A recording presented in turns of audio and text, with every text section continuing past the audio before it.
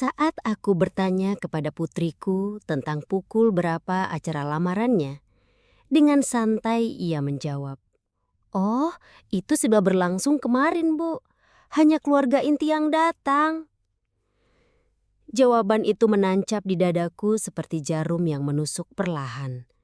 Aku tidak berkata apa-apa, hanya tersenyum tipis, meski hatiku terasa remuk. Seminggu setelahnya telepon berdering. Nada suaranya panik, tergesa-gesa. "Mama, kartu kreditku ditolak. Mama lupa bayar tagihannya ya?" Aku menarik nafas dalam-dalam, menahan gejolak yang ingin pecah menjadi 1000 kata. Jawabanku singkat saja, dingin namun syarat makna. "Bukankah Mama sudah mengingatkan?" Sebelum kita melanjutkan kisah ini, jangan lupa tekan tombol suka dan berlangganan.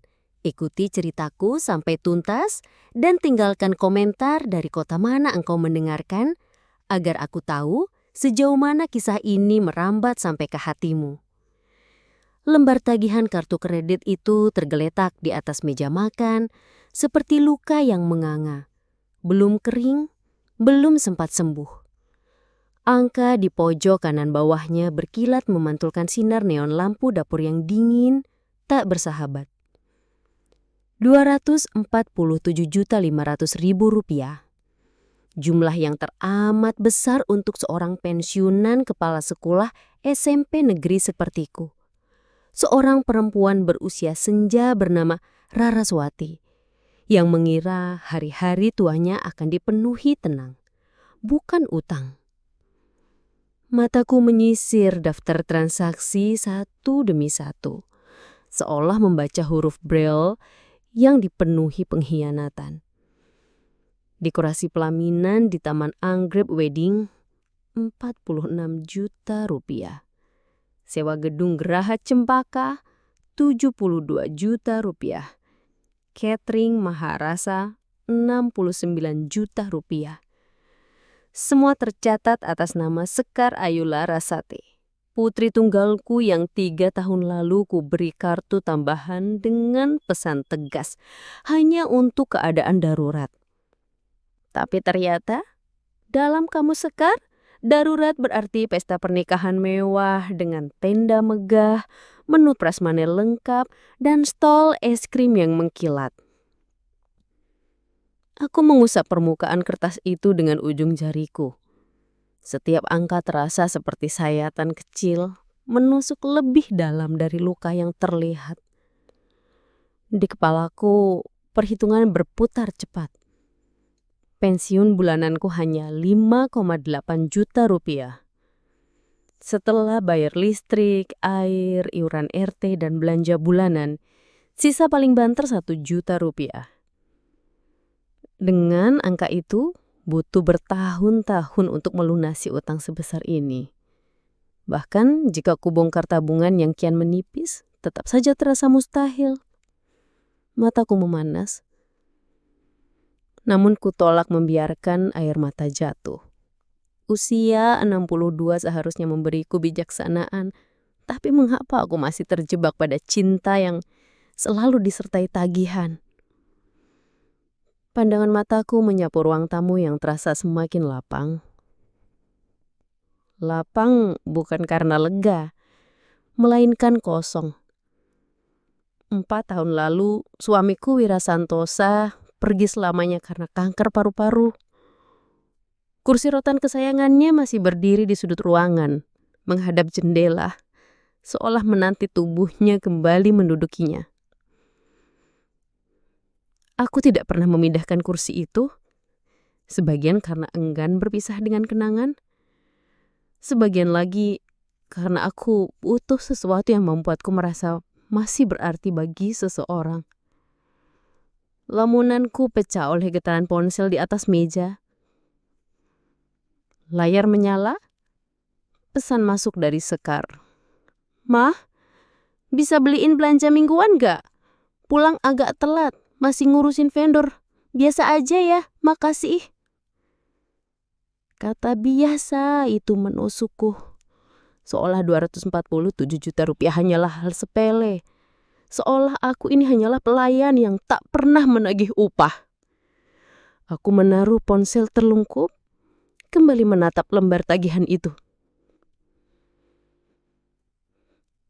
Pintu depan tiba-tiba terbanting. Langkah berat menabak lantai kayu lorong rumah. Tanpa melihat, aku tahu itu putraku Jatmiko yang 6 bulan lalu kembali tinggal bersamaku setelah bercerai. Katanya hanya sementara. Tapi di usianya yang ke-34, aku tahu arti sementara bisa berubah menjadi bertahun-tahun. Ma, pinjam mobil malam ini ya. Mau lihat apartemen sama Rata di Cilicah. Ratna adalah pacar baru Jatmiko, instruktur yoga berusia 26 tahun yang baru 3 bulan singgah di hidupnya, tapi sudah memperlakukan rumah ini seperti sanggar pribadinya. Tiap pagi, ia membakar dupa cendana di ruang tamu, membuat hidungku perih. Saat ku ingatkan, Jatmiko malah bilang aku kolot. Jak, sini sebentar. Panggilku dengan suara datar. Ia muncul di ambang pintu dapur. Wajahnya jelas menunjukkan ketidaksabaran. Rambutnya berantakan, kaos polos dan celana jeans mahal yang ironisnya kubelikan saat lebaran lalu, dengan harapan hadiah bisa memperbaiki jarak di antara kami. Ada apa, Mah? Aku buru-buru nih. Aku menunjuk lembar tagihan di meja. Kamu tahu soal ini? Tatapannya melirik cepat lalu kembali padaku, seperti anak kecil yang ketahuan mengintip toples kue. Soal apa? Soal sekar pakai kartu kreditku buat bayar biaya nikah. 247 juta, Jak. Ia mengangkat bahu ringan. Ya, dia sempat cerita. Udah mah, santai aja, kan cuma uang. Lagian Sekar lagi stres berat urus pernikahan. Cuma uang? Suaraku meninggi, syarat perih.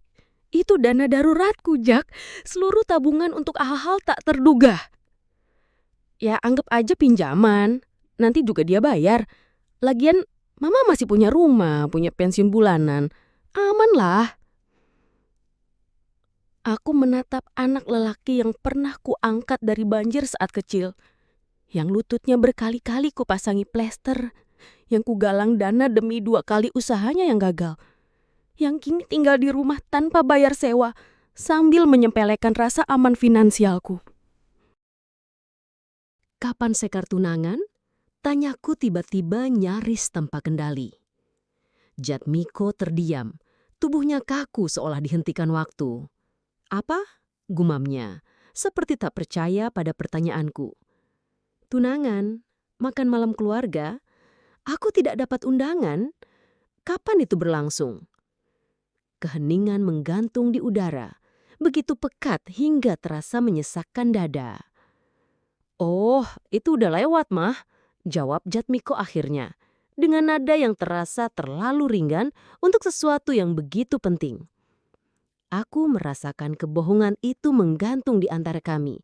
Berat, getir, menambah timbunan luka dari penolakan-penolakan harus yang selama ini kutelan. Ulang tahun cucu yang hanya ku tahu dari unggahan Instagram. Foto-foto keluarga tanpa aku di dalamnya dengan alasan klasik, Mama kan gak suka difoto. Kak, suaraku pelan, hampir pecah. Terus, soal pernikahan, aku diundang tidak? Tentu saja diundang, Mah. Jangan lebay gitu dong. Jawabnya enteng, seolah keinginanku hadir di hari paling bersejarah bagi anakku sendiri hanyalah ambisi berlebihan. Aku menarik napas panjang, lalu berkata datar. Kunci mobil di gantungan, balikin sebelum tengah malam. Jatmiko meraih kunci itu. Sempat menoleh sebentar. Dalam hatiku ada secercah harapan ia akan mengucapkan maaf. Tapi yang keluar hanyalah, oh iya Rat, nak mirip malam ini, nanti kami usahain gak ribut. Pintu kembali tertutup keras. Dan aku sendirian lagi. Hanya ditemani setumpuk tagihan dan kesadaran pahit bahwa perlahan aku menjadi orang asing di rumahku sendiri. Aku berjalan menuju kursi Wira Santosa. Kursi yang tak pernah lagi diduduki pemiliknya sejak ia berpulang. Duduk di sana, menatap jendela, kulihat Bu Dewi di rumah seberang tengah menyiram bunga dengan wajah tenang. Anak-anaknya bermain sepeda di garasi. Keluarga lain pun menikmati sore dengan damai. Ponselku bergetar. Sebuah pesan masuk dari Sekar. "Mah, catering bulan depan tolong dibayar dulu ya. Cuma 5 juta. Kan masih ada sisa uang asuransi ayah. Makasih, Mah. Love you." Aku menatap pesan itu lama. Begitu lama hingga huruf-hurufnya mulai kabur oleh air mata. Asuransi Wira yang dulu menjadi jaminan masa tuaku perlahan habis. Terkikis oleh biaya pengobatan suamiku, usaha Jatmiko yang tak pernah benar-benar berhasil, dan kini pernikahan Sekar. Untuk pertama kalinya dalam 34 tahun menjadi seorang ibu, aku menghapus pesan anakku tanpa membalasnya. Tapi hatiku tahu, diam saja tak lagi cukup. Malam itu, di kursi Wira yang sunyi, aku mulai menyusun sebuah rencana. Jika mereka hanya menilai keberadaanku dari apa yang bisa kuberikan, mungkin sudah waktunya mereka belajar apa arti kehilangan.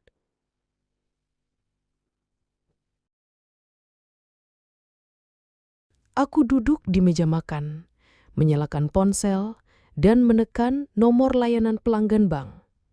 Suara perempuan muda yang ramah menyapaku.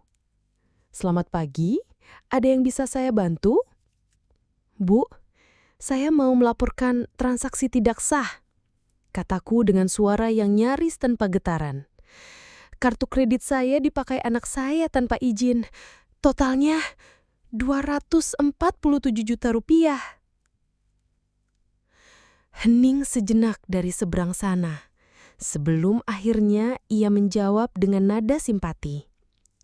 "Baik, Bu, kami bisa langsung membekukan kartu dan memproses investigasi." "Iya, tolong lakukan sekarang." Sambil memegang telepon di telinga, aku menyebutkan daftar transaksi satu persatu. Tanggal, nominal, tempat. Rasanya aneh. Campuran lega dan pedih mengaduk hatiku.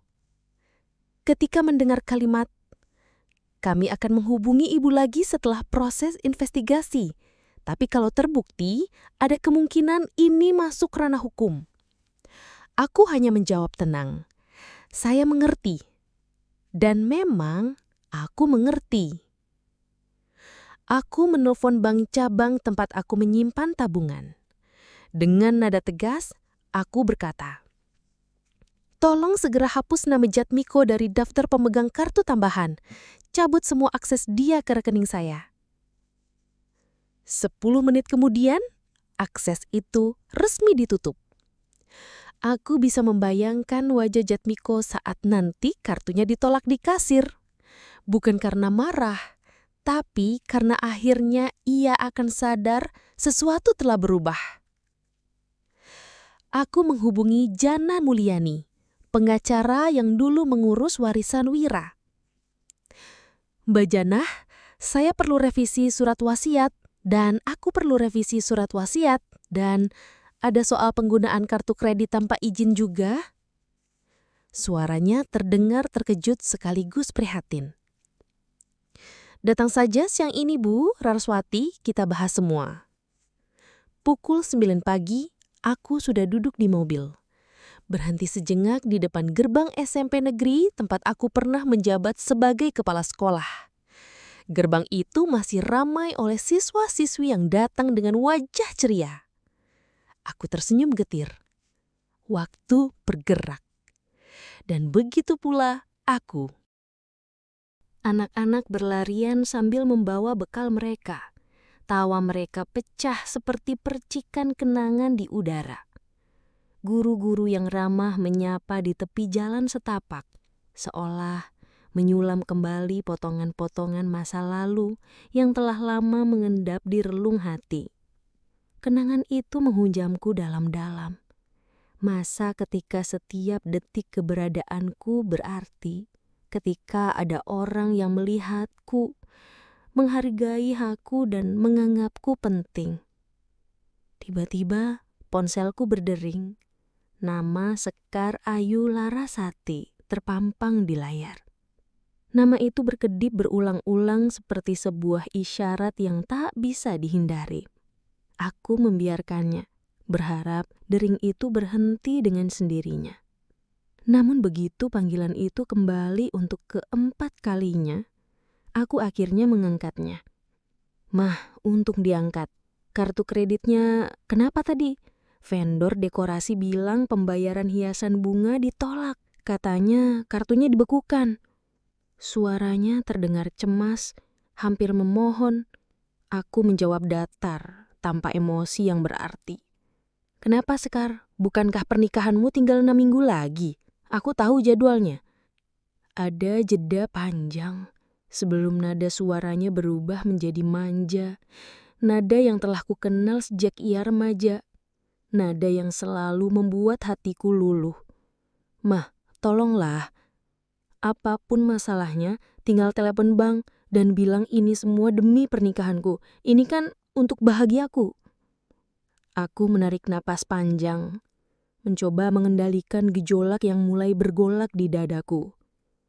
Ini bukan kewajibanku, Sekar. Aku tidak pernah memberi izin untuk belanja ratusan juta hanya untuk sebuah pesta. Kamu sendiri yang bilang kartu itu untuk keadaan darurat. Kalau vendor tidak dibayar, ya itu resiko dari keputusanmu. Tapi ini darurat, Mah. Suaranya nyaris berbisik, lirih, tapi syarat dengan tekanan. Daruratmu bukan daruratku. Jawabku tegas. Pernikahan itu pilihan, bukan keharusan. Dan kalau kamu menganggap ini darurat, 247 juta harusnya dibicarakan dulu, bukan sekarang ketika semuanya sudah terlanjur. Keheningan panjang mengisi sela percakapan. Lalu ia berkata pelan, seolah merangkai kata dari luka. Ma, kamu tega sekali. Ini kan pernikahan anak perempuanmu sendiri. Kamu tidak mau aku bahagia. Kalimat itu, kalimat yang selama puluhan tahun memaku langkahku untuk selalu memberi, selalu mengalah, kini tidak lagi punya kuasa. Kali ini tidak, Sekar. Aku ingin kamu belajar membiayai kebahagiaanmu sendiri. Sebelum tangisnya pecah di telingaku, aku menutup telepon. Ponselanku langsung berdering lagi, namun kali ini kumatikan. Siang harinya aku singgah di sebuah toko perkakas. Seorang bapak tua membantuku memilih kunci baru untuk pintu depan dan belakang rumahku. Pasang kunci nggak susah, Bu. YouTube ada semua caranya, katanya sambil tersenyum ramah. Sesampainya di rumah, aku melihat mobil Jatmiko, putra sulengku, sudah terparkir di carport. Aroma dupa menyengat dari dalam rumah menyatu dengan bau jus buah yang sedang diblender oleh Ratna, pacarnya, di dapur. Jatmiko duduk di meja makan, sibuk dengan ponselnya. Tanpa menoleh, ia berkata, "Mah, kartu ATM-ku nggak bisa dipakai. Sekar juga panik karena vendor teleponin dia. Katanya ini gara-gara mama." "Betul," jawabku dingin. "Akses kalian ke rekeningku sudah aku cabut. Aku juga tahu soal Sekar." Ratna berhenti mengaduk jusnya, menoleh dengan ekspresi kagut.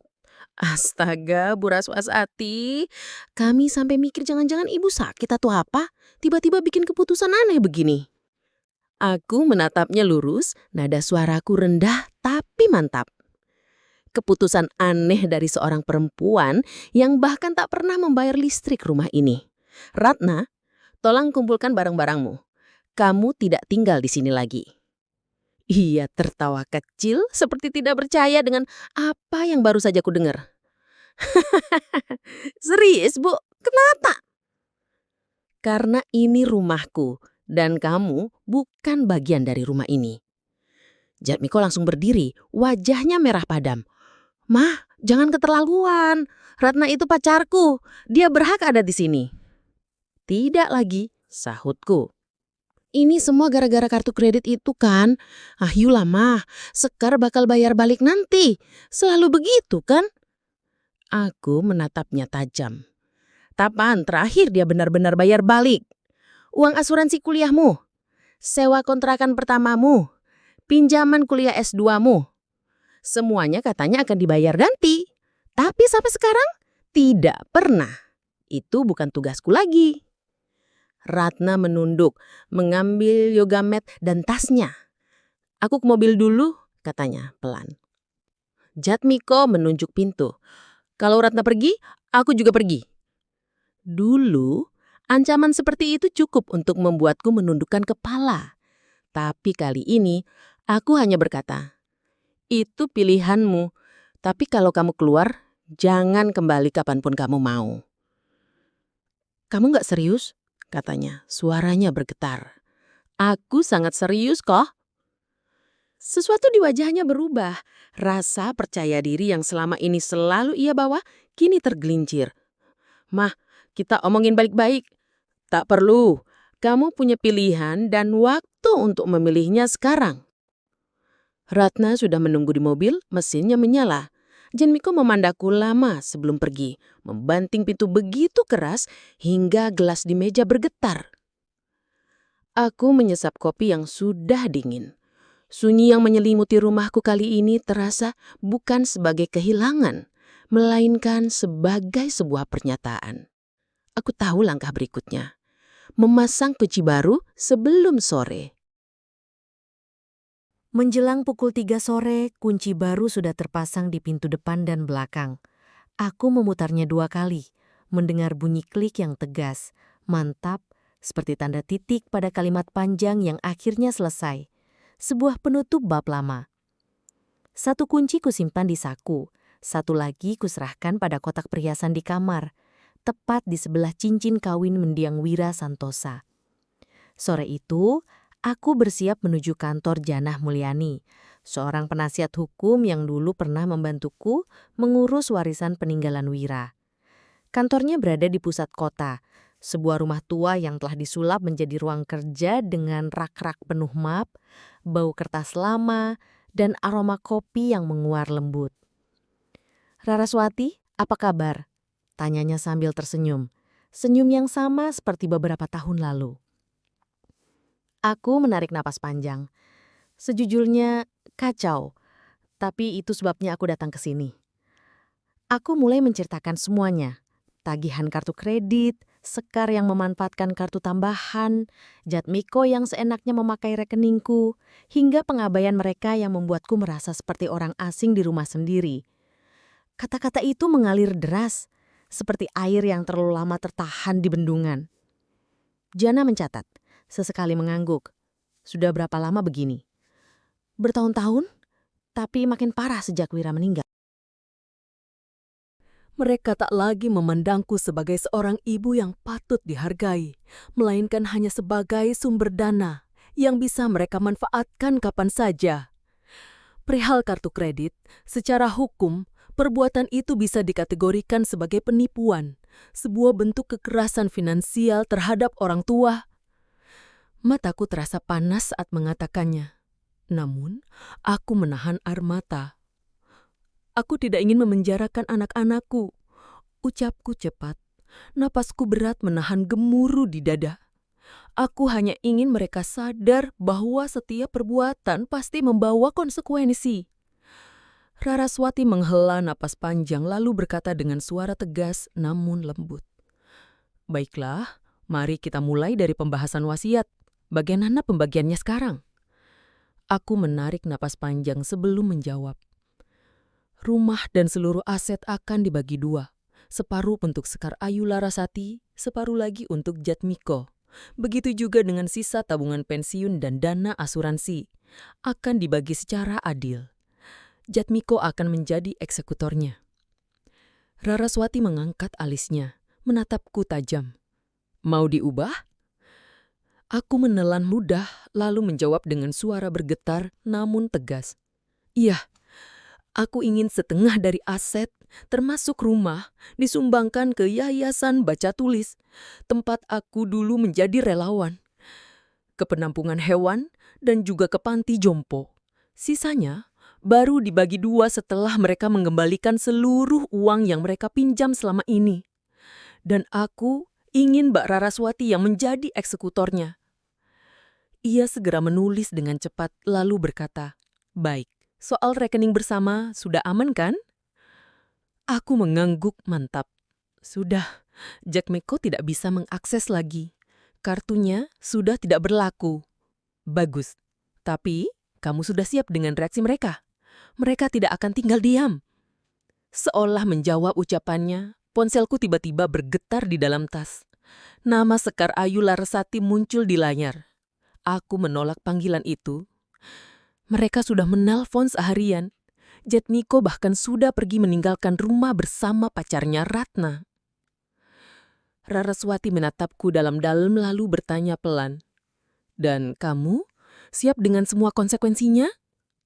Pertanyaan itu terasa berat, seolah menusuk hingga ke tulang. Selama ini, ketakutanku yang terdalam adalah kesendirian. Aku takut ditinggalkan anak-anakku, takut tidak berarti bagi mereka. Tapi ketakutan itu justru telah menjeratku dalam lingkaran yang merugikan diriku sendiri. Kali ini, dengan suara yang nyaris seperti bisikan doa, aku menjawab, "Ya, aku siap." Raraswati tersenyum tipis, namun senyuman itu membawa kelegaan. "Bagus. Jika mereka mencoba menekan atau mengganggumu, pertimbangkan pelindungan hukum. Untuk sementara, mari kita fokus menyelesaikan revisi wasiat ini. Minggu depan semua bisa rampung." Ketika aku melangkah keluar dari kantornya, langit sore mulai memerah, seolah ikut menyaksikan keputusanku. Ada rasa campur aduk di dadaku, takut, lega, sekaligus sesuatu yang samar namun manis, seperti kebebasan yang baru pertama kali kurasakan. Dalam perjalanan pulang, aku singgah di pasar swalayan. Keranjang belanjaanku kecil, hanya 1 potong dada ayam, seikat bayam segar, beberapa buah tomat, dan sebotol teh kombucha yang selama ini kusimpan untuk momen istimewa. Baru di kastil aku menyadari, inilah momen istimewa itu. Hari pertama aku membeli sesuatu hanya untuk diriku sendiri, tanpa memikirkan stok camilan Jack Miko atau kebutuhan Sekar Ayu Larasati. Rumah terasa berbeda ketika aku tiba. Sunyi, tapi ada ketenangan yang anehnya menenangkan. Tak ada aroma dupa yang menusuk hidung. Tak ada sandal tercecer di lorong.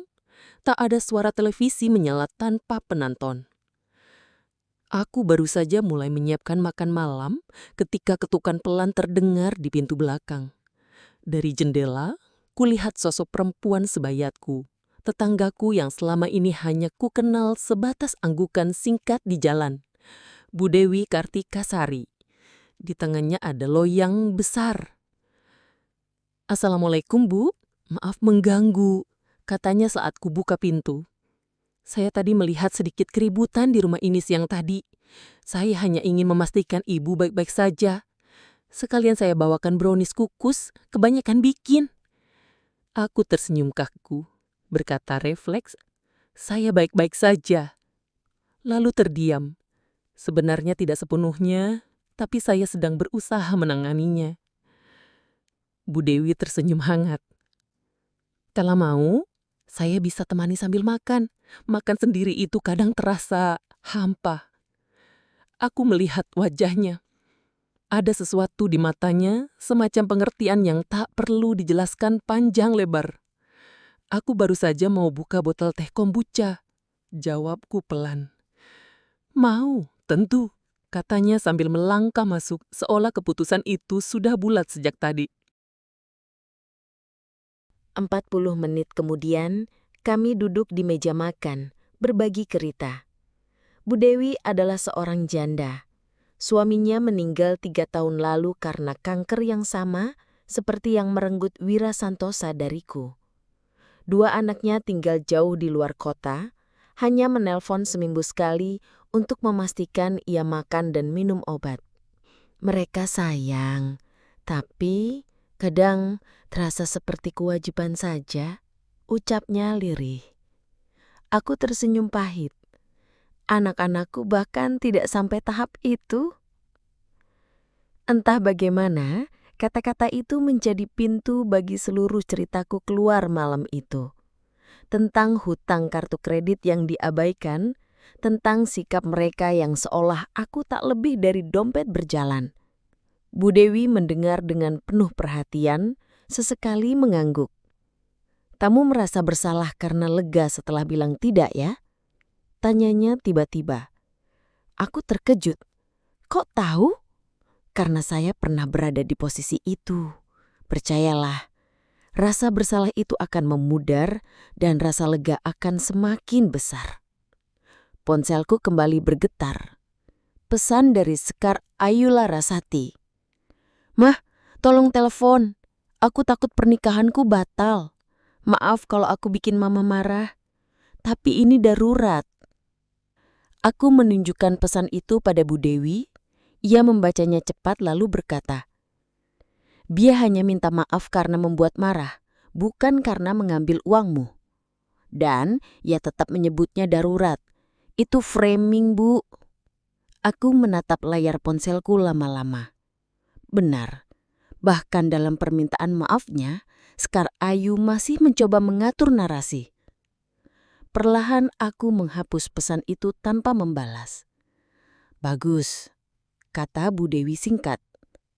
Malam itu kami habiskan dengan berbincang tentang buku, tanaman, dan kesepian para janda. Rasanya seperti menemukan teman lama yang baru saja datang kembali ke dalam hidupku.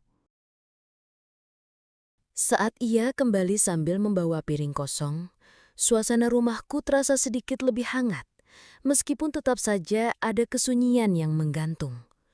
Aku berdiri di depan wastafel, mencuci gelas perlahan sambil memandangi pantulan wajahku pada permukaan kaca bening itu.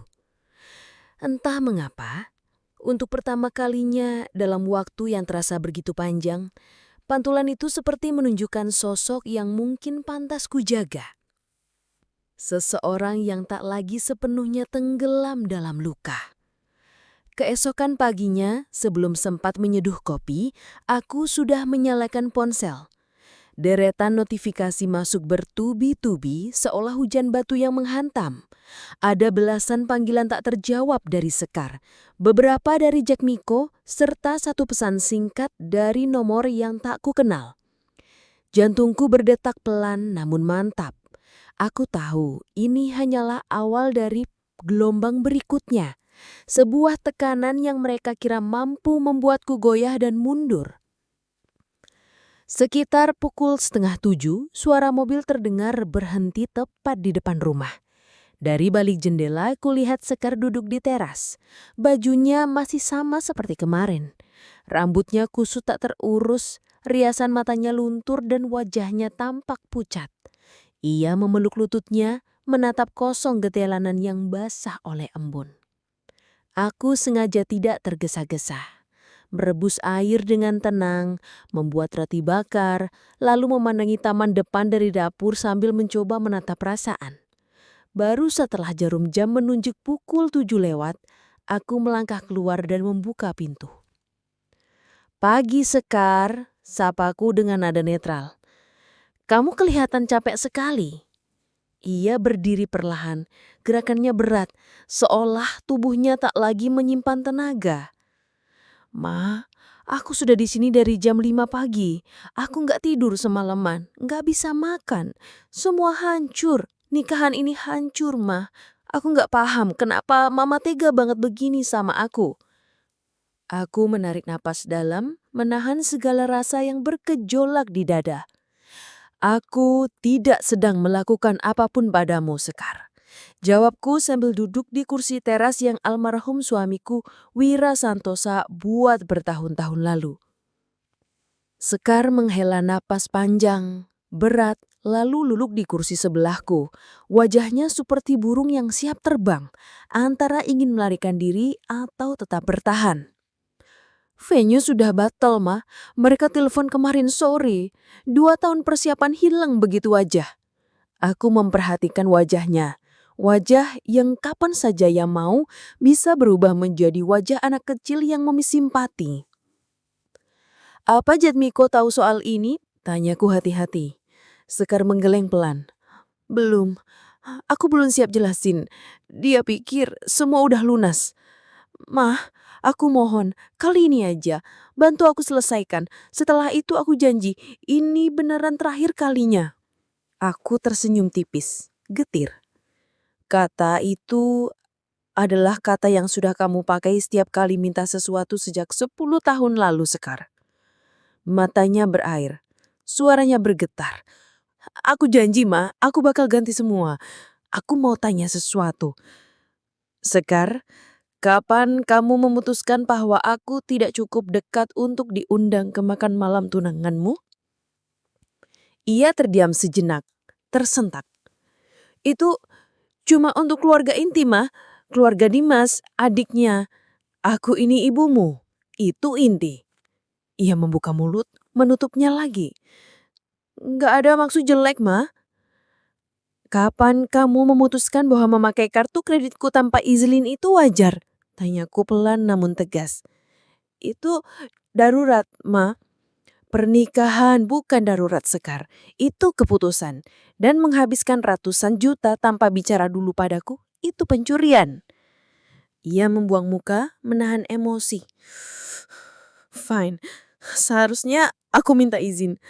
Maaf, tapi sekarang kerusakan sudah terjadi. Kita bisa perbaiki kalau Mama mau. Tidak. Satu kata itu jatuh di antara kami seperti batu besar, membuat udara terasa berat. Sekar menatapku seolah aku bicara dalam bahasa yang tak ia mengerti. Apa maksud Mama? Maksudku, aku tidak akan lagi membayar keputusan orang dewasa. Aku tidak akan lagi menjadi ATM yang rumahnya kalian pasangi beban di atasnya. Ia terdiam sejenak lalu suaranya pecah.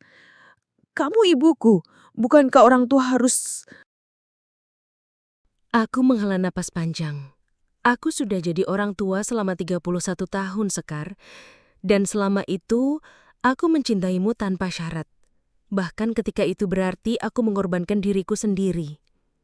Tapi ternyata, itu hanya membuatmu melihatku sebagai sumber daya, bukan sebagai manusia. Air matanya kini bukan lagi air mata manja. Nada suaranya berubah tajam, getir. Jadi ini semua cuma soal uang ya? Mama mau lihat aku gagal? Mau aku nikah di KUA? Mau semua orang tahu kalau aku nggak mampu? Aku mau kamu menikah dengan biaya yang bisa kamu tanggung. Jawabku tenang. Ponselku bergetar di saku. Pesan dari Bu Dewi masuk. Kalau butuh teman ngobrol, aku di rumah. Kopi panas siap. Pesan sederhana, tapi terasa seperti jangkar yang menahanku dari arus manipulasi anakku sendiri. Aku mau kamu pergi sekarang, Sekar. Kataku akhirnya sambil berdiri. Kamu bisa kembali kalau mau bicara sebagai orang dewasa. Sekar ikut berdiri, wajahnya merah padam. Orang dewasa yang tega ninggalin anaknya di jalan. Kamu ini janda kesepian yang cuma bisa bikin masalah. Suatu hari, kamu bakal mati sendirian. Dan itu salahmu sendiri. Kata-katanya menampar, tapi tanganku tetap pada gagang pintu. Selamat tinggal, Sekar. Mama, tunggu. Namun, aku sudah menutup dan mengunci pintu. Ketukan dan panggilannya terus terdengar selama beberapa menit. Kadang diiringi isak, kadang diselingi umpatan. Sampai akhirnya suara mesin mobil menyala. Dari jendela kulihat dia duduk di mobil cukup lama, lalu pergi. Belum sempat aku menarik napas lega, tepat pukul 12 siang tamu berikutnya datang. Jihan, mantan istri Jatmiko, berdiri di teras dengan ekspresi lagu. Halo, Bu Raraswati. Jatmiko minta aku ke sini. Katanya ada masalah keluarga besar. Ucapnya hati-hati. Aku mempersilahkannya masuk. Jihan, anak-anak sehat? Alhamdulillah. Tapi Jatmiko bilang Mama sedang dalam masalah. Tidak ada masalah, Jihan. Yang ada hanya konsekuensi. Aku menuangkan kopi untuknya lalu menceritakan yang sebenarnya terjadi. Wajahnya berubah dari terkejut menjadi canggung. Saya nggak tahu soal ini, Bu. Jatmiko selalu bilang Mama senang membantu dulu. Iya, sekarang tidak lagi. Dia menunduk lalu berkata pelan. Dia memang susah mengatur keuangan, tapi Bu, dia lagi berat pasca cerai. Jihan, kamu sendiri membesarkan 2 anak dengan gajimu. Kamu tahu, hidup itu soal membuat pilihan dan menanggung akibat. Jatmiko juga harus belajar. Jihan mengangguk pelan. Saya paham, Bu. Saya kira saya membantu, tapi ternyata malah jadi kurir pesan. Maaf, Bu. Tak lama setelah Sekar Ayu Larasati pergi, pintu rumah kembali diketuk. Kali ini yang berdiri di ambang adalah Dimas, calon menantuku. Wajahnya tampak lelah, seperti habis bergelut dengan pergolakan batin yang panjang. Namun sorot matanya jujur, bersih, dan penuh rasa bersalah. Bu Raraswati, saya ingin minta maaf. Ucapnya suaranya bergetar, seolah ia menahan sesuatu yang berat di dadanya. Saya sungguh tidak tahu kalau Sekar memakai kartu ibu. Dia bilang ibu memang berniat membantu biaya pernikahan. Kalau saja saya tahu itu tanpa izin, saya pasti akan melarang. Aku mempersilahkannya masuk. Duduklah Dimas, ceritakan semuanya. Dia menarik napas panjang, seperti mengumpulkan keberanian untuk membuka sesuatu yang selama ini ia simpan rapat. Lalu ia mulai bercerita bagaimana Sekar mengatur seluruh keuangan pernikahan tanpa memberinya kesempatan ikut andil. Setiap kali Dimas menawarkan bantuan, Sekar selalu menolak dengan senyum manis dan berkata, "Sudah beres Mas, tidak perlu khawatir." Suaranya melemah saat ia melanjutkan. "Kalau dari awal saya tahu Bu, saya pasti akan ajak Sekar bicara soal anggaran.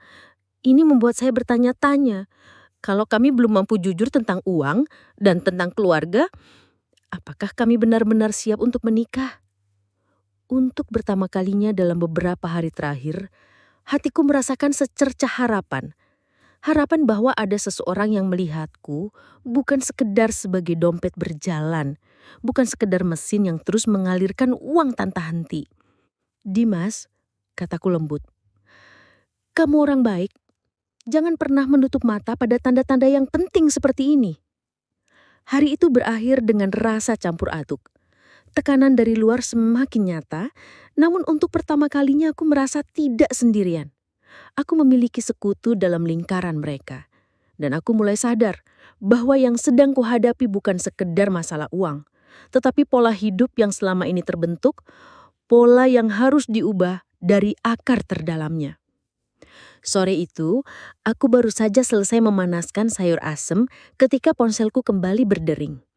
Nama Jatmiko muncul di layar. Aku sempat ragu untuk mengangkatnya.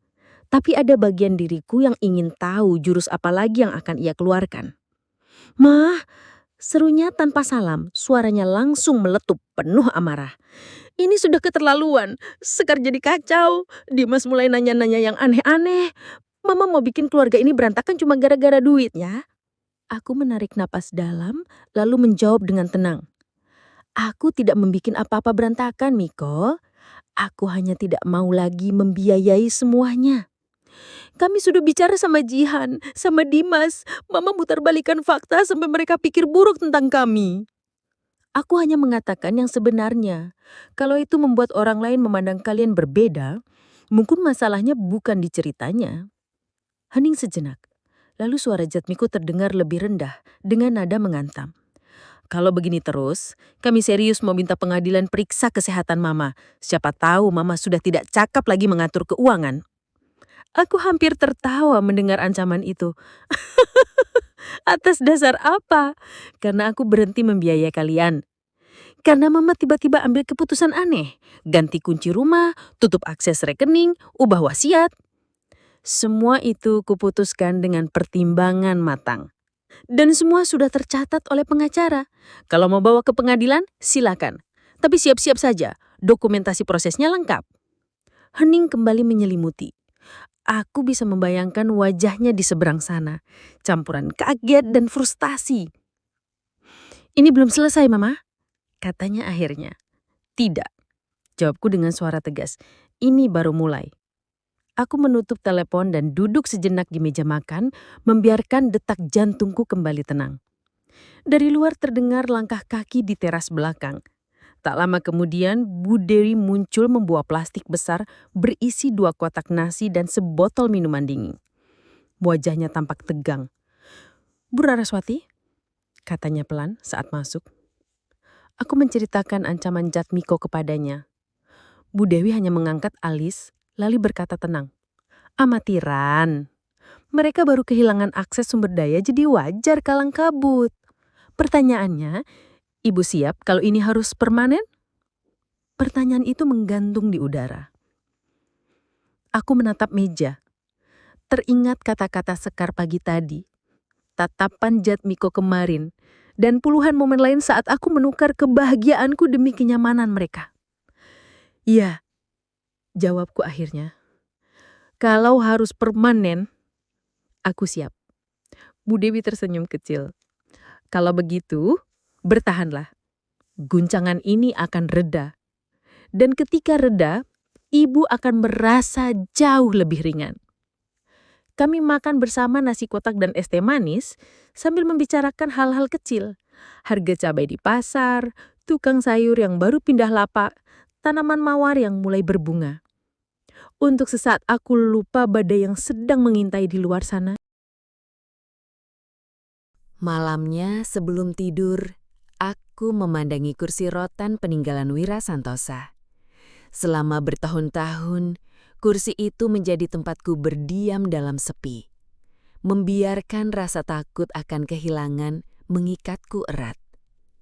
Kini, kursi itu seperti saksi kebebasan yang mulai kuambil kembali. Esoknya aku bangun lebih pagi, menyapu halaman, memangkas sedikit ranting bunga kertas.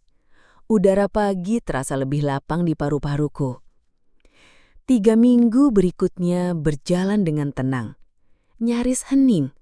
Tidak ada panggilan darurat. Tidak ada permintaan, "Tolong bayar dulu." Hingga di minggu ketiga, sebuah mobil berhenti di depan rumah. Dimas keluar mengenakan kemeja sederhana. Wajahnya tampak lebih tirus dari terakhir kali kulihat. Di tangannya ada amplop putih. "Pagi, Bu Raraswati, boleh saya masuk sebentar?" Tanyanya sopan. Kami duduk di teras belakang di mana mawar yang dulu mati suri kini mulai berbunga. "Saya mau mengabarkan," katanya tanpa basa-basi. "Pernikahan saya dan Sekar dibatalkan." Aku menaruh gelas teh di meja dengan hati-hati. Maaf mendengarnya, tapi jujur saja saya tidak kaget. "Bu, saya pikir Ibu harus tahu ini." Ia menyerahkan amplop itu. "Cek ini untuk Ibu. Jumlahnya separuh dari total transaksi kartu kredit itu. Saya merasa bertanggung jawab, meskipun saya tidak tahu dari mana uang itu awalnya." Aku menatap angka di kertas itu. "Dimas, ini bukan salahmu. Kamu tidak perlu." "Saya perlu, Bu. Karena sebagian dari uang itu dipakai untuk acara yang seharusnya saya ikut biayai. Sekar tidak tahu saya ke sini. Sejak saya bilang mau menunda nikah dan ajak konseling, dia menuduh saya dipengaruhi Bu tua pahit yang tidak mau anaknya bahagia." Kata-kata itu menusuk, tapi tidak sedalam dulu. "Dan kamu?" tanyaku pelan. Saya bilang kalau dia tidak bisa melihat bagaimana ia memperlakukan ibunya. Mungkin kami memang belum siap menikah. Dimas menunduk. Dia pindah dari rumah malam itu juga. Kami duduk cukup lama dalam hening yang berat, seolah udara sore turut menyimpan rahasia yang belum terungkap. Angin membawa aroma tanah basah dari taman depan, menghadirkan nuansa lembab yang menempel pada kulit dan hati. Dengan suara yang nyaris berbisik, aku akhirnya berkata, Dimas, terima kasih.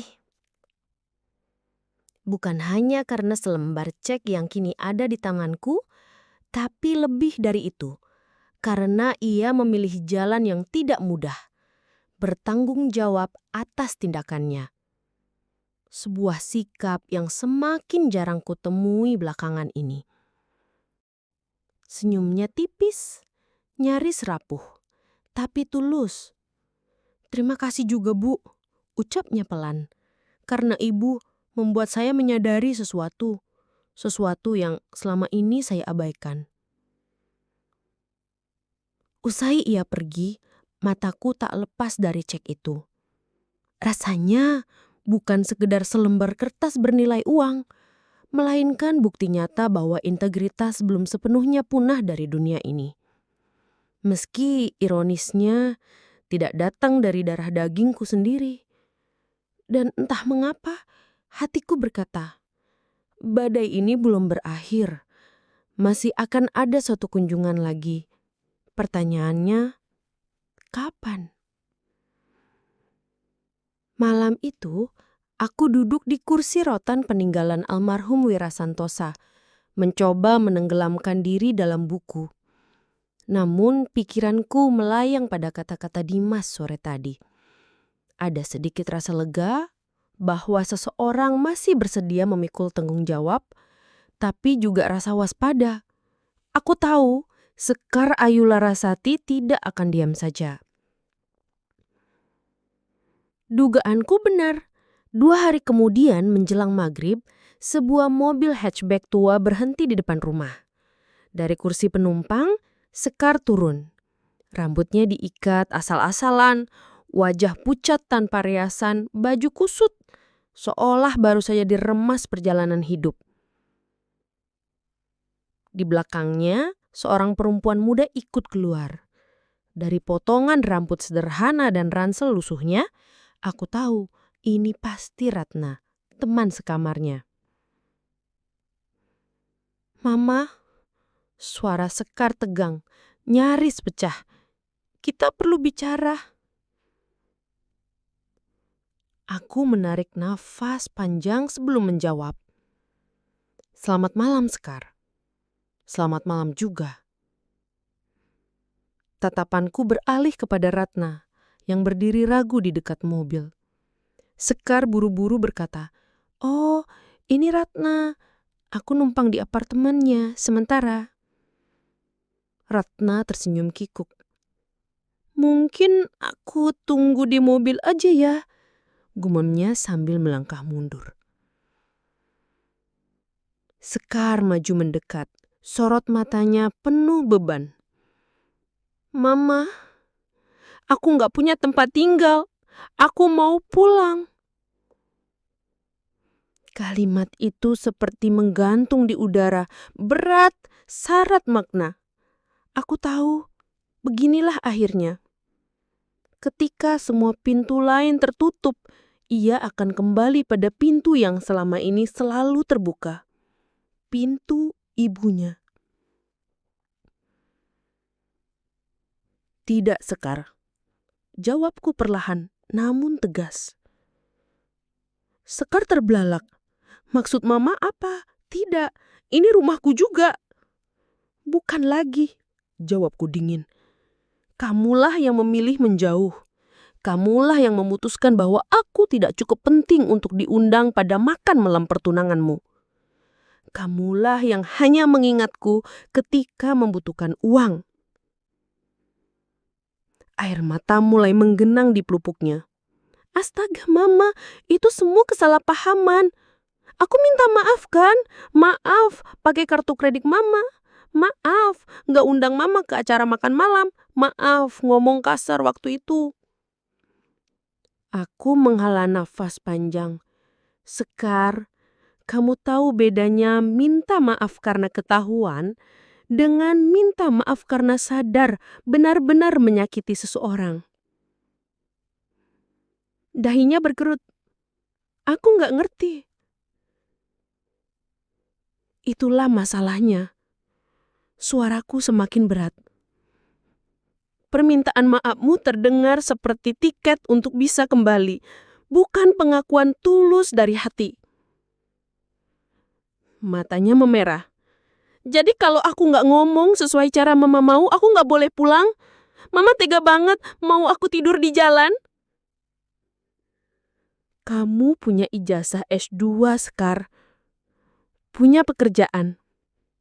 Kamu bisa sewa kos, kontrakan atau tinggal sementara dengan teman. Kamu bukan tunawisma. Kamu hanya tidak menyukai pilihan yang ada. Air matanya jatuh, tapi tatapannya tetap keras. Kalau gitu, kita nggak punya hubungan lagi. Kita bisa punya hubungan, Nak. Tapi hubungan yang sehat. Berdasarkan saling menghargai, bukan ketergantungan finansial. Dan kalau aku nggak bisa, itu jawabannya. Sekar terdiam lama. Seolah mencoba memahami bahwa kali ini tidak ada pintu yang terbuka otomatis untuknya. Akhirnya, ia berbalik dan berjalan ke mobil, masuk tanpa menoleh lagi. Mesin meraung pelan, lalu mobil itu melaju pergi, meninggalkan bau bensin yang samar di udara senja.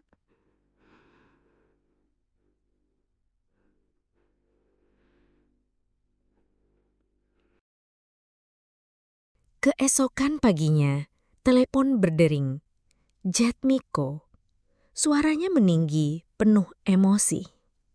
Sekar bilang Mama nolak dia balik ke rumah. Mama gila. Dia adik aku, Mah. Dia orang dewasa, Miko. Jawabku tenang.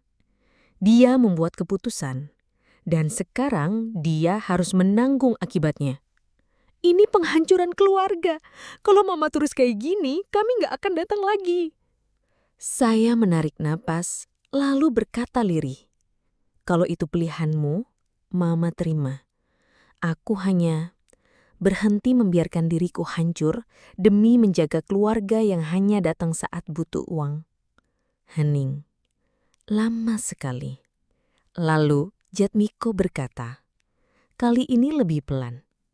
Kalau misalnya kami berubah, kami akan balikin uang perlakuan kami ke Mama. Untuk pertama kalinya, kata berubah meluncur tanpa nada defensif. Kalau itu terjadi, kita lihat nanti. Tapi perubahan itu harus nyata, Miko. Bukan sekedar kata manis untuk membuka akses lagi. Terus, gimana cara buktiin ke Mama? Buktikan ke dirimu sendiri dulu. Dengan jadi orang yang tak perlu membuktikannya ke orang lain. Telepon putus. Aku kembali duduk di kursi peninggalan Wira Santosa, memandang keluar jendela.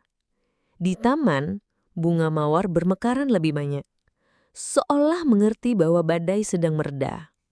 Tak lama, pesan dari Bu Dewi masuk. Ngopi sore sama janda baru dari kompleks sebelah. Kayaknya kalian bakal cocok ngobrol. Aku tersenyum. Iya Bu, saya ikut. Untuk pertama kalinya setelah sekian lama, aku memandang hari esok dengan rasa penasaran, bukan ketakutan. Beberapa hari kemudian, ketika aku sedang menjemur cucian di halaman belakang, Bu Dewi datang tergesa. Wajahnya sedikit tegang. Bu Raraswati, saya tadi ketemu Jatmiko di minimarket depan, katanya cepat. Dia bilang mau datang ke sini, mau ngobrol baik-baik. Tapi tatapannya bukan tatapan orang yang mau damai.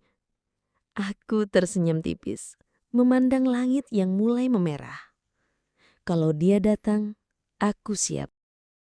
Sore itu, benar saja. Deru mesin motor berhenti tepat di depan rumah. Suara ketukan keras terdengar di pintu pagar, membuat jantungku berdebar tak menentu.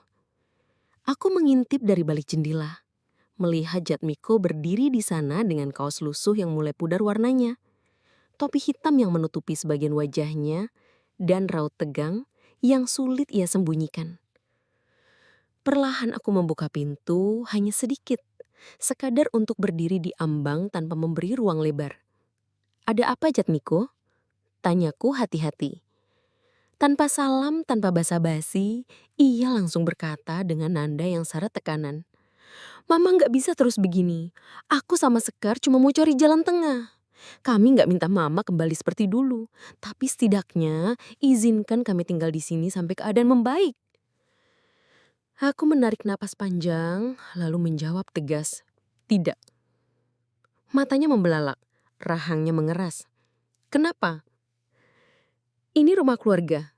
Rumah ini hasil kerja keras Mama dan almarhum Wira Santosa. Sekarang rumah ini jadi tempat Mama hidup dengan tenang. Kalian gak bisa datang hanya ketika butuh tempat berlindung, seolah tak ada pilihan lain." Ucapku mencoba menahan suara agar tak bergetar. Jatmiko menatapku lama, matanya seperti mencari celah di hatiku. Lalu ia berkata, "Kalau Mama khawatir soal uang, aku bisa bantu bayar listrik, belanja, apa saja. Yang penting kami punya tempat tinggal dulu." Aku menggeleng perlahan. Bantu bayar bukanlah solusi, Jatmiko. Yang Mama harapkan adalah kalian membangun hidup kalian sendiri. Berdiri di atas kaki kalian sendiri, bukan menumpang di hidup orang lain.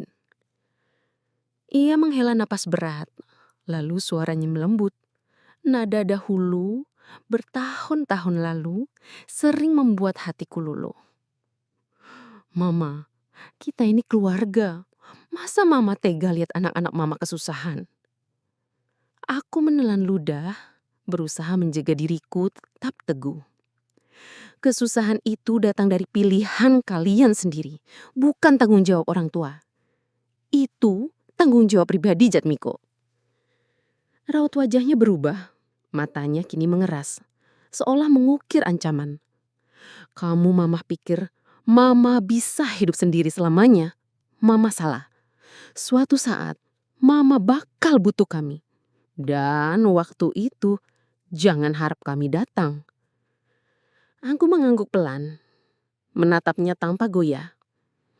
"Kalau itu yang kamu pilih, Mama akan menerimanya." Ia terdiam, mungkin tak menyangka aku tak lagi bereaksi seperti dulu. Tanpa sepatah kata lagi, Jatmiko memutar badan, membuka pagar lalu melaju dengan motornya, meninggalkan debu yang berterbangan di jalanan. Aku menutup pintu perlahan, merasakan udara di dalam rumah tetap tenang. Seperti badai baru saja lewat namun gagal menembus dinding. Malamnya aku duduk di ruang tamu sambil merajut selendang. Bu Dewi datang membawa sekotak kue cucur hangat. Kami menyantapnya sambil tertawa kecil, membicarakan rencana mengajak beberapa tetangga janda lain berjalan-jalan ke pantai minggu depan. "Kadang ku heran," kata Bu Dewi sambil menyeruput teh panas. "Betapa cepatnya kita terbiasa dengan ketenangan setelah bertahun-tahun hidup dengan keramaian yang salah." Aku tersenyum, merasakan kebenaran kata-katanya. Betapa aku tidak merindukan keramaian itu sedikit pun. Sebelum tidur, mataku menyapu lorong rumah yang kini rapi. Tak ada lagi sepatu berantakan, tak ada pintu kamar yang terbuka setengah dengan musik keras yang mengganggu malam. Kesunyian ini, pikirku, bukan lagi tanda kesepian, tapi tanda bahwa aku akhirnya punya ruang untuk diriku sendiri. Namun jauh di lubuk hati, aku tahu masih ada ujian terakhir yang akan datang. Ujian yang akan menentukan apakah masa lalu benar-benar telah berakhir. Entah kenapa, aku merasa ujian itu semakin dekat. Tanda itu datang pada suatu siang yang lembab. Udara seolah menahan hujan, dan aku baru saja kembali dari pasar dengan tas berisi sayur segar dan ikan bandeng. Di depan rumah, sebuah sedan hitam berhenti perlahan. Dari dalam, keluar Sekar Ayu Larasati. Rambutnya tertata rapi, baju pastel dan rok yang serasi, serta sepatu hak rendah yang memantulkan cahaya. Penampilannya membuatku teringat pada masa-masa dulu, ketika ia memanggilku, "Mama," di depan semua orang dengan penuh kebanggaan. Namun yang mengejutkanku bukan hanya kehadiran Sekar. Dari sisi lain mobil, seorang pria parumbaya dengan jas rapi ikut turun. Aku langsung mengenalinya, Pak Anton, notaris yang dulu mengurus bagian dokumen warisan almarhum Wira Santosa, suamiku. Sekar melangkah cepat ke arahku. "Mama, kita harus bicara. Aku bawa Pak Anton supaya semuanya jelas." Aku menatapnya, berdiri tegak di depan pintu. "Jelas tentang apa, Sekar?" Pak Anton tersenyum sopan. "Bu Rarasati, saya diminta Sekar untuk menjelaskan konsekuensi dari perubahan surat wasiat yang katanya baru Ibu lakukan." Aku mengangguk pelan. "Perubahan itu sudah sah, Pak. Mbak Janah Mulyani yang mengurusnya." "Mama, kenapa Mama ubah wasiat tanpa bilang ke aku dan Catmiko? Setengah rumah buat yayasan, uang asuransi ke Pati Jompo. Itu kan harta keluarga." "Itu hartaku, Sekar. Aku berhak memutuskan kemana perginya." Sekar menarik napas keras, lalu menatap Pak Anton seolah memohon dukungan. "Pak, coba jelaskan ke Mama. Ini nggak adil." Pak Anton berdeham. "Secara hukum, selama Bu Raraswati sehat dan cakap, beliau berhak mengubah wasiat sesuai keinginannya. Tidak ada kewajiban membagi aset kepada ahli waris sebelum beliau meninggal. Yang ada hanya hak moral, dan itu pun sifatnya subjektif." Sekar menatapku dengan mata berkilat. "Moral mah moral. Mama tega setelah semua yang udah aku lakuin buat Mama." Aku hampir tertawa mendengar kalimat itu. Tapi kau tahan dengan menggeleng pelan. "Yang kamu lakukan, Sekar, lebih banyak untuk dirimu sendiri. Aku hanya membayar tagihannya." "Jadi Mama nggak mau kasih apa-apa? Setelah aku ngurus rumah waktu Mama sakit. Setelah aku nemenin Mama pas Mama butuh sesuatu." "Itu yang kamu sebut menemani?" Dia memalingkan wajah, rahangnya mengeras. "Kalau begitu, jangan harap aku datang waktu Mama butuh aku nanti." Aku menghela napas panjang. "Sekar, mungkin itu akan jadi yang terbaik. Aku tidak mau hubungan kita hanya bertahan karena uang." Hujan mulai turun, menitik perlahan di teras rumah. Pak Anton menatapku, matanya menyiratkan rasa hormat bercampur kagum. "Kalau begitu, saya pamit, Bu. Sepertinya tidak ada lagi yang perlu dibicarakan secara hukum." Sekar Ayu Larasati berdiri kaku, seolah seluruh tubuhnya membeku di tempat. Tanpa mengucapkan sepatah kata pun, ia melangkah menuju mobil dengan langkah yang berat, seakan membawa seluruh beban dunia di pundaknya. Dari balik kaca jendela yang mulai buram oleh titik-titik hujan, aku, Raraswati, dapat melihatnya mengusap sudut matanya, menyembunyikan genangan air yang tak mampu ia bendung. Mobil itu melaju perlahan kemudian menghilang di tikungan jalan yang basah oleh hujan deras. Aku tetap berdiri di teras rumah, membiarkan air hujan jatuh membasahi bahuku, merembas hingga ke kulit, menyatu dengan rasa kehilangan yang mengalir di dadaku. Ada perasaan perih yang menggores hati, namun di balik itu terselip pula rasa lega yang tak kalah besar. Untuk pertama kalinya dalam hidupku, aku memilih berpegang pada prinsip, bukan lagi pada rasa takut akan ditinggalkan. Sore itu, Bu Dewi datang membawa bakwan hangat yang masih mengepulkan aroma gurih.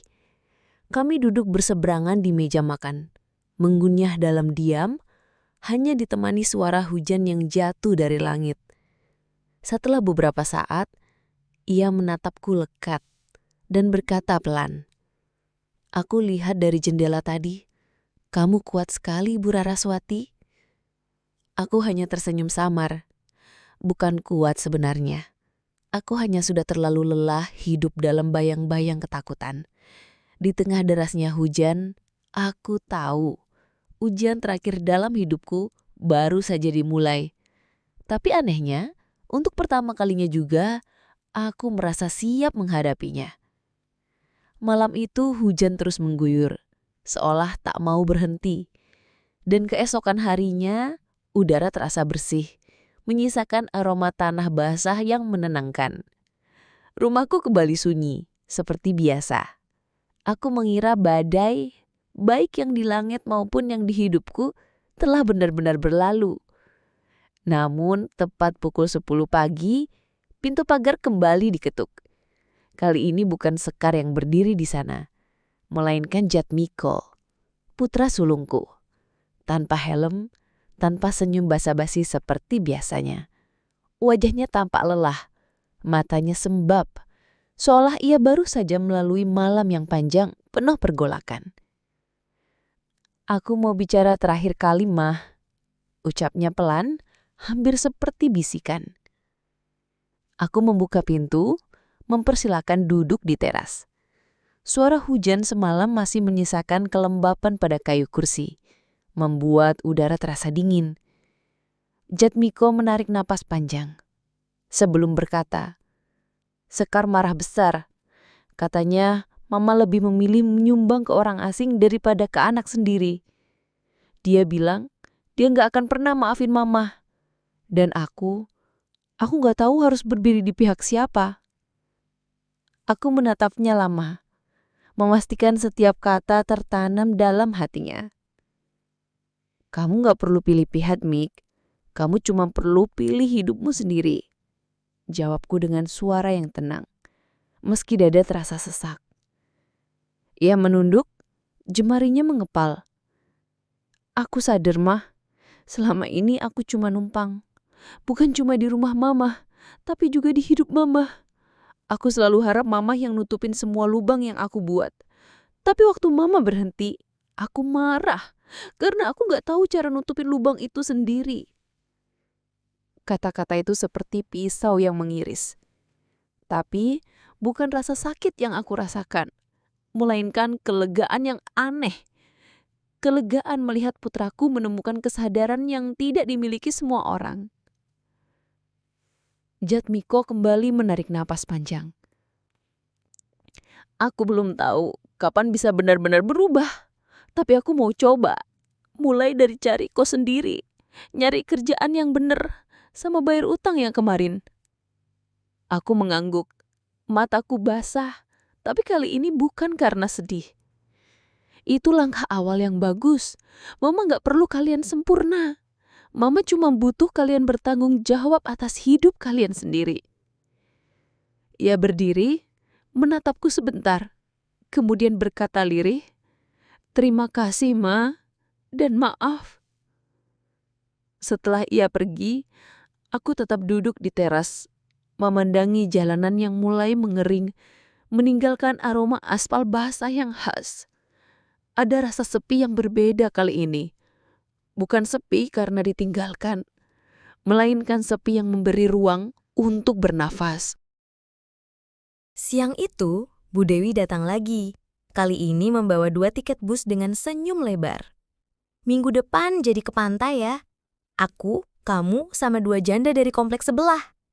Kita sewa homestay, masak bareng, jalan pagi di pasir. Siap?" Aku tertawa kecil, ringan. "Siap." Minggu berikutnya, ketika bus perlahan meninggalkan kota, aku duduk di dekat jendela, memandangi jalanan yang berganti dari beton ke hamparan hijau persawahan. Semakin jauh, aroma laut mulai tercium, di bawah angin asin yang menerobos celah kaca. Bu Dewi di sebelahku sibuk membagikan keripik singkong, sementara tawanya pecah bersama tawa 2 temuan kami. Aku menatap keluar jendela, membiarkan angin laut menyapu wajahku. Dalam hati, aku tahu, hidupku tak akan pernah sama lagi. Mungkin Sekar tidak akan menelpon dalam waktu lama. Mungkin hubungan kami tetap retak. Tapi aku juga tahu, aku telah memilih hidup yang tak lagi digerakkan oleh rasa takut. Dan di tengah tawa Bu Dewi serta suara debur ombak yang mulai terdengar dari kejauhan, aku menyadari satu hal. Aku memang belum selesai, tapi aku sudah bebas.